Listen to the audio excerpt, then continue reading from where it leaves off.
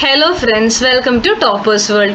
ഇന്നത്തെ നമ്മുടെ ക്ലാസ് 6ാം ക്ലാസ്സിലെ സാമൂഹ്യശാസ്ത്രമാണ്. സാമൂഹ്യശാസ്ത്രത്തിൻ്റെ മൂന്നാമത്തെ ചാപ്റ്റർ മലയാളം മീഡിയം ടെക്സ്റ്റാണ് ഇന്ന് നമ്മൾ ഡിസ്കസ് ചെയ്യുന്നത്. ചാപ്റ്ററിൻ്റെ പേര് രാഷ്ട്രവും ഗവൺമെൻറ്റും. ഇതിലെ ക്വസ്റ്റ്യൻ ആൻസേഴ്സും ആക്ടിവിറ്റീസും മാത്രമായിരിക്കും നമ്മളിതിൽ ഡിസ്കസ് ചെയ്യുക. ഇതിൻ്റെ ഇംഗ്ലീഷ് മീഡിയം ടെക്സ്റ്റ് ബുക്ക്, അതിൻ്റെ full class with question answers നമ്മൾ ഓൾറെഡി നമ്മുടെ ചാനലിൽ അപ്ലോഡ് ചെയ്തിട്ടുണ്ട്. ആവശ്യമുള്ളവർ അത് കാണാം. അപ്പോൾ എല്ലാവർക്കും ഒരിക്കൽ കൂടി ക്ലാസ്സിലേക്ക് സ്വാഗതം. രാഷ്ട്രവും ഗവൺമെൻറ്റും. ആദ്യത്തെ ക്വസ്റ്റ്യൻ: ഹിറ്റ്ലറുടെ സൈനിക ആക്രമണം കാരണം സ്വന്തം രാജ്യത്ത് ഒരു ഇടുങ്ങിയ മുറിയിൽ ജീവിതം നയിക്കേണ്ടി വന്ന ആൻ ഫ്രാങ്ക് തൻ്റെ പ്രിയപ്പെട്ട ഡയറിയായ കിറ്റിയിൽ കുറിച്ചിട്ട വരികളാണ് മുകളിൽ കൊടുത്തിട്ടുള്ളത്. അതായത് നമ്മൾ നേരത്തെ കണ്ട പേജിലുള്ളത് കിറ്റിയുടെ ഡയറിയാണ്. ഇവിടെ ആൻ ഫ്രാങ്ക് എന്തെല്ലാമാണ് ആഗ്രഹിക്കുന്നത്? സ്വതന്ത്രത്തോടെ ജീവിക്കാൻ, സഞ്ചാര സ്വാതന്ത്ര്യം, സ്വന്തമായി ഒരു വീട്, സ്കൂളിൽ പഠിക്കാൻ, സ്വന്തം ഭാഷയെ സ്നേഹിച്ചു, സ്വന്തം രാജ്യത്ത് ജോലി ചെയ്ത് ജീവിക്കാൻ. അടുത്ത ക്വസ്റ്റ്യൻ: നമ്മുടെ മാതൃരാജ്യം എന്തെല്ലാമാണ് നമുക്ക് ഉറപ്പു നൽകുന്നത്? ആൻസർ: മൗലികാവകാശങ്ങളും സ്വാതന്ത്ര്യവും, ജീവനും സ്വത്തിനും സംരക്ഷണം, വിദ്യാഭ്യാസത്തിലേക്കും അവസരങ്ങളിലേക്കുമുള്ള പ്രവേശനം, സ്വന്തമാണെന്ന ബോധവും സാംസ്കാരിക സ്വത്വവും, വോട്ടെടുപ്പിലും രാഷ്ട്രീയ പ്രക്രിയയിലും പങ്കെടുക്കാനുള്ള അവകാശം. രാഷ്ട്രവും ജനങ്ങളും. ഇവിടെ ജനങ്ങൾക്ക് രാഷ്ട്രം എന്തെല്ലാം സേവനങ്ങളാണ് പ്രദാനം ചെയ്യുന്നത്? ജനങ്ങളുടെ ജീവനും സ്വത്തിനും സംരക്ഷണം നൽകുന്നു. ആരോഗ്യ ഇൻഷുറൻസ് നൽകൽ, ഊർജ ഭക്ഷ്യ പ്രശ്നങ്ങൾ പരിഹരിക്കൽ, അതിർത്തി സുരക്ഷ ഉറപ്പാക്കൽ. അടുത്തത്: നിങ്ങൾക്ക് കണ്ടെത്താമോ ഏറ്റവും കൂടുതൽ ജനസംഖ്യയുള്ള രാജ്യം ഇന്ത്യ, ഏറ്റവും കുറവ് ജനസംഖ്യയുള്ള രാജ്യം വത്തിക്കാൻ. അടുത്തത് വർക്ക്ഷീറ്റ് പൂർത്തീകരിക്കാനാണ്. ശരിയായതിൽ ചിരിച്ചിട്ടുള്ള സ്മൈലായിട്ടുള്ള ഒരു ഇമോജിയും തെറ്റായതിൽ മറ്റേ ഇമോജിയും നമ്മൾ കൊടുക്കണം. ആദ്യത്തെ: രാഷ്ട്ര രൂപീകരണത്തിന് ആവശ്യമായ ജനസംഖ്യ 1,00,000 നിജപ്പെടുത്തിയിരിക്കുന്നു. അങ്ങനെ രാഷ്ട്ര രൂപീകരണം, ഒരു രാഷ്ട്രം എന്ന് പറഞ്ഞാൽ ഇത്ര ലക്ഷം ജനങ്ങൾ എന്നൊരു കണക്ക് എവിടെയും പറയുന്നില്ല കേട്ടോ. അപ്പോൾ അത് തെറ്റാണ്. ഒരു രാഷ്ട്രത്തിലെ ജനസംഖ്യയിൽ വ്യത്യസ്ത മത വർഗ വിഭാഗങ്ങളിൽ ഉൾപ്പെടാം. ശരിയാണ്. ജനങ്ങൾ രൂപീകരിച്ച ഏറ്റവും ഉന്നതമായ രാഷ്ട്രീയ സ്ഥാപനമാണ് രാഷ്ട്രം. ശരിയാണ്. ജനങ്ങളില്ലാതെയും രാഷ്ട്രത്തിന് നിലനിൽക്കാം. തെറ്റാണ്. ഭൂപ്രദേശം ടെറിട്ടറി ആണ്. ഇവിടെ ദക്ഷിണ സുഡാന്റെ മാപ്പ് തന്നിട്ടുണ്ട്. ദക്ഷിണ സുഡാൻ ഏത് ഭൂഖണ്ഡത്തിലാണ് സ്ഥിതി ചെയ്യുന്നത്? ആഫ്രിക്ക. ഏത് നദിയാണ് ഈ രാജ്യത്തെ ജലസമൃദ്ധമാക്കുന്നത്? നൈൽ നദി. ദക്ഷിണ സുഡാന്റെ അതിർത്തി രാജ്യങ്ങൾ എഴുതാൻ പറഞ്ഞിട്ടുണ്ട്. വടക്ക് സുഡാനാണ്, തെക്ക് ഉഗാണ്ട, കിഴക്ക് എത്യോപ്യ, പടിഞ്ഞാറ് മധ്യ ആഫ്രിക്കൻ റിപ്പബ്ലിക്. നെക്സ്റ്റ്: ലോകത്തെ ഏറ്റവും വലിയ രാജ്യവും ഏറ്റവും ചെറിയ രാജ്യവും തന്നിട്ടുണ്ട്. ഏറ്റവും വലിയ രാജ്യം റഷ്യയാണ്, ഏറ്റവും ചെറിയ രാജ്യം വത്തിക്കാൻ സിറ്റി. രാഷ്ട്ര രൂപീകരണത്തിൽ ഭൂപ്രദേശം വഹിക്കുന്ന പങ്കിനെ കുറിച്ച് കുറിപ്പ് തയ്യാറാക്കുക. വ്യക്തമായി നിർവചിക്കപ്പെട്ട അതിരുകളുള്ള ഭൗതിക ഇടം പ്രദേശങ്ങൾ നൽകുന്നു. ഇതിൽ ഭൂമി, ജലാശയങ്ങൾ, വ്യോമാതിർത്തി, തീരപ്രദേശങ്ങൾ എന്നിവ ഉൾപ്പെടുന്നു. ഒരു രാഷ്ട്രത്തിന് അതിൻ്റെ നിയമങ്ങൾ നടപ്പിലാക്കാനും ക്രമസമാധാനം നിലനിർത്താനും പൗരന്മാരെ സംരക്ഷിക്കാനും കഴിയും. ഇത് അതിൻ്റെ പരമാധികാരത്തെ സൂചിപ്പിക്കുന്നു. രാജ്യത്തിൻ്റെ സാമ്പത്തിക വികസനത്തിന് അത്യന്താപേക്ഷിതമായ പ്രകൃതി വിഭവങ്ങൾ പലപ്പോഴും ഭൂപ്രദേശത്ത് അടങ്ങിയിരിക്കുന്നു. ജനങ്ങൾക്കിടയിൽ ദേശീയ സ്വത്ത് ബോധത്തിനും അവകാശപ്പെടലിനും ഒരു പങ്കിട്ട ഭൂപ്രദേശം സംഭാവന ചെയ്യുന്നു. ഒരു രാഷ്ട്രം അന്താരാഷ്ട്ര വ്യവസ്ഥയിൽ ഒരു നിയമാനുസൃത സ്ഥാപനമായി അംഗീകരിക്കപ്പെടുന്നതിന് ഒരു നിർവചിക്കപ്പെട്ട ഭൂപ്രദേശം ഒരു അടിസ്ഥാന ആവശ്യകതയാണ്. നെക്സ്റ്റ്: ഗവൺമെന്റിന്റെ പ്രധാന ചുമതലകളാണ് നിങ്ങളോട് എഴുതാൻ പറഞ്ഞിരിക്കുന്നത്.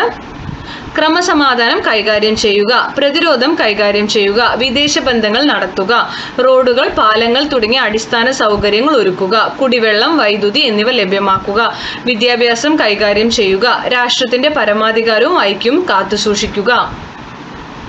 ഇനി നമുക്ക് 2 പ്ലക്കാർഡ് അവിടെ തന്നിട്ടുണ്ട്. ഒന്നിൽ മ്യാൻമാറിന്റെ കാര്യവും ഒന്നിൽ ഇന്ത്യയുടെ നയവുമാണ് പറയുന്നത്. മ്യാൻമാറിൽ ജനാധിപത്യം അട്ടിമറിക്കപ്പെടുന്നു, ഇടപെടുമെന്ന് അമേരിക്കയുടെ മുന്നറിയിപ്പ്. അപ്പോൾ മ്യാൻമാറിന്റെ കാര്യങ്ങളിൽ ആരിടപെടുമെന്നാണ് അവിടെ പറയുന്നത്? അമേരിക്ക. അപ്പോൾ മ്യാൻമാർ ഒരു പരമാധികാര രാജ്യമാണോ? അല്ല. ഒരു പരമാധികാരമുള്ള രാജ്യമാണെങ്കിൽ മ്യാൻമാർ എന്ന് പറയുന്നൊരു രാജ്യത്തിന്റെ കാര്യത്തിൽ അമേരിക്ക എന്നൊരു രാജ്യം ഇടപെടില്ല. ഓക്കെ. അടുത്തത് ഇന്ത്യയുടെ കാര്യം നോക്കാം. ആണവ നയം രാജ്യത്തിന്റെ ആഭ്യന്തര വിഷയം, മറ്റു രാജ്യങ്ങൾ ഇടപെടേണ്ടതില്ലെന്ന് ഇന്ത്യ. അപ്പോൾ ഇന്ത്യയുടെ ആണവ നയം ഇന്ത്യയുടെ കാര്യമാണ്, അതിൽ വേറെ ആരും ഇടപെടണ്ടെന്ന് ഇന്ത്യ പറയുന്നു. അപ്പോൾ ഇന്ത്യ ഒരു പരമാധികാര രാജ്യമാണ്. അപ്പോൾ ഇവിടെ ഒരു ചോദ്യം എന്താന്ന് വെച്ചാൽ, ഏത് രാജ്യമാണ് പരമാധികാരം എന്നതുകൊണ്ട് നമുക്ക് പരമാധികാര രാജ്യം ഇതിൽ ഏതാ? ഇന്ത്യയാണ്. എന്തുകൊണ്ട് ചോദിച്ചിട്ടുണ്ട്. മറ്റു രാജ്യങ്ങളുടെ ഇടപെടൽ ആവശ്യമില്ലെന്ന് ഇന്ത്യ പറയുന്നു. രാഷ്ട്രം പരമാധികാരത്തിന്റെ ഒരു മൂലക്കല്ലായ ആഭ്യന്തര കാര്യങ്ങളിൽ ഇടപെടരുതെന്ന തത്വം ഈ പ്രസ്താവന നേരിട്ട് ഉറപ്പിക്കുന്നു. ഒരു പരമാധികാര രാഷ്ട്രമെന്ന നിലയിൽ ഇന്ത്യക്ക് ബാഹ്യ ഇടപെടലില്ലാതെ സ്വന്തം ആണവ നയം നിർണ്ണയിക്കാൻ അവകാശമുണ്ടെന്ന് ഇത് സൂചിപ്പിക്കുന്നു. ഇനി മ്യാൻമാറിന്റെ കേസാണെങ്കിലോ, ബാഹ്യ ഇടപെടലിന്റെ ഭീഷണിയാൽ മ്യാൻമാറിന്റെ പരമാധികാരം വെല്ലുവിളിക്കപ്പെടുകയോ ലംഘിക്കപ്പെടുകയോ ചെയ്യുന്ന സാഹചര്യം മനുഷ്യാവകാശങ്ങളുമായോ ജനാധിപത്യ തത്വങ്ങളുമായോ ബന്ധപ്പെട്ടതാകാം. അത് ഇപ്പോഴും രാഷ്ട്രത്തിന്റെ ആഭ്യന്തര കാര്യങ്ങളിൽ ഒരു ലംഘനമാണ്. അതിനാൽ മ്യാൻമാർ ഇവിടെ ഒരു പരമാധികാര രാഷ്ട്രമല്ല. പരമാധികാര രാഷ്ട്രമാണെങ്കിൽ ആ രാജ്യത്തിന് സ്വന്തം രാജ്യത്തിന്റെ കാര്യങ്ങളിൽ തീരുമാനമെടുക്കാൻ മറ്റു രാജ്യങ്ങൾ ഇടപെടേണ്ടി വരില്ല, മറ്റു രാജ്യങ്ങൾ ഇടപെടുകയുമില്ല. ഇനി നമുക്ക് രാഷ്ട്ര രൂപീകരണ സിദ്ധാന്തങ്ങൾ തന്നിട്ടുണ്ട്. 3 സിദ്ധാന്തങ്ങളാണ്. ബല സിദ്ധാന്തം, സാമൂഹിക ഉടമ്പടി കരാർ സിദ്ധാന്തം, സാമൂഹിക പരിണാമ സിദ്ധാന്തം. ബല സിദ്ധാന്തം എന്ന് പറഞ്ഞാൽ ശക്തരായ വ്യക്തികൾ ദുർബലരെ കീഴ്പ്പെടുത്തിക്കൊണ്ടാണ് രാഷ്ട്രം ഉത്ഭവിച്ചത്. അവിടെ ശക്തരായ ഒരു വ്യക്തിയോ കൂട്ടമോ അവരുടെ ഇഷ്ടം അടിച്ചേൽപ്പിക്കുകയും അധികാരം സ്ഥാപിക്കുകയും ചെയ്തു. സാമൂഹിക ഉടമ്പടി കരാർ സിദ്ധാന്തം ജനങ്ങൾ ഉണ്ടാക്കിയ കരാറുകളാണ് രാഷ്ട്ര രൂപീകരണത്തിന് അടിസ്ഥാനമായത്. സാമൂഹിക പരിണാമ സിദ്ധാന്തം കുടുംബം, കുലം, ഗോത്രം, ഒടുവിൽ ദേശീയ രാഷ്ട്രം തുടങ്ങിയ വിവിധ സാമൂഹിക ഘടകങ്ങളുടെ സ്വാഭാവിക വികാസത്തിലൂടെയും ഇടപെടലിലൂടെയും ഒരു നീണ്ട കാലയളവിൽ രാഷ്ട്രം ക്രമേണ ഉയർന്നു വന്നു. ഇനി നമുക്ക് പലതരം രാഷ്ട്രങ്ങൾ എങ്ങനെ രൂപീകൃതമായി എന്നുള്ളതിൻ്റെ ഒരു ഇത് നിങ്ങൾക്ക് തന്നിട്ടുണ്ട്. ഒരു ബ്ലൂ ബോക്സിൽ നിങ്ങളുടെ ബുക്കിൽ തന്നിട്ടുണ്ട്. അത് നോക്കി വായിച്ചിട്ട് ആൻസർ ചെയ്യേണ്ടതാണിത്. ഇതിൻ്റെ ആൻസേഴ്സ് ഞാൻ പറയാം. ആദ്യത്തെ രാജാവ്, പ്രഭുക്കൾ, കർഷകർ എന്നിങ്ങനെയുള്ള അധികാര ശ്രേണിയിൽ രാജാവിന് പരിമിതമായ അധികാരം മാത്രം. അത് ഫ്യൂഡൽ രാഷ്ട്രമാണ്.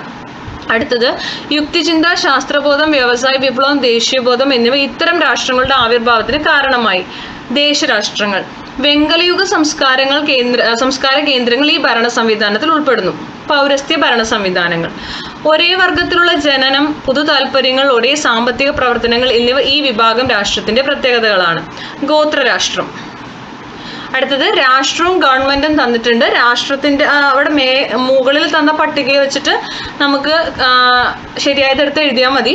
രാഷ്ട്രത്തിന് പരമാധികാരമുണ്ട്, വിശാലമായ സങ്കല്പമാണ്, ഒരു സ്ഥിര സ്ഥാപനമാണ്, എല്ലാ ജനങ്ങളും ഇതിൽ ഉൾക്കൊള്ളുന്നു.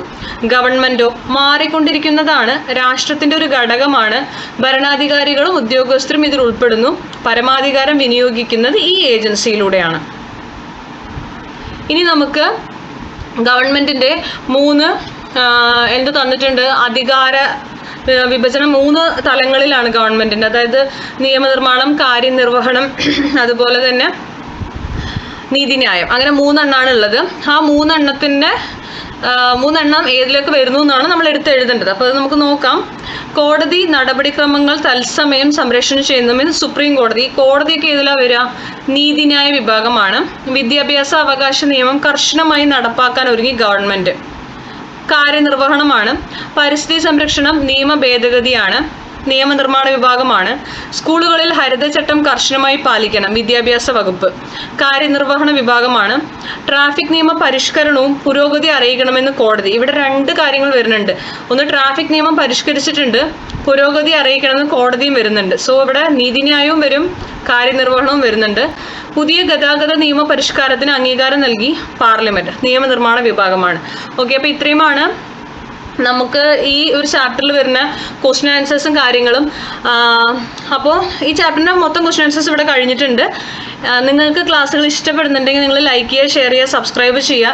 ഏതെങ്കിലും ക്ലാസ്സുകൾ നിങ്ങൾക്ക് വേണമെന്നുണ്ടെങ്കിൽ നിങ്ങൾ കമൻറ്റ് ചെയ്യുക. പോസ്റ്റിൻ്റെ താഴെ നിങ്ങൾ കമൻറ്റ് ചെയ്താൽ മതി. ചില വീഡിയോസിൻ്റെ താഴെ നിങ്ങൾക്ക് ചിലപ്പോൾ കമൻറ്റ് ചെയ്യാൻ പറ്റിയില്ലെങ്കിൽ നമ്മൾ പോസ്റ്റ് ഇട്ടിട്ടുണ്ടാവും. പോസ്റ്റിൻ്റെ താഴെ നിങ്ങൾക്ക് കമൻറ്റുകൾ അറിയിക്കാവുന്നതാണ്. അപ്പോൾ നിങ്ങൾക്ക് ക്ലാസ്സിൽ ഇഷ്ടപ്പെടുന്നുണ്ടെങ്കിൽ ലൈക്ക് ചെയ്യാൻ മറക്കരുത്. Thank you for watching.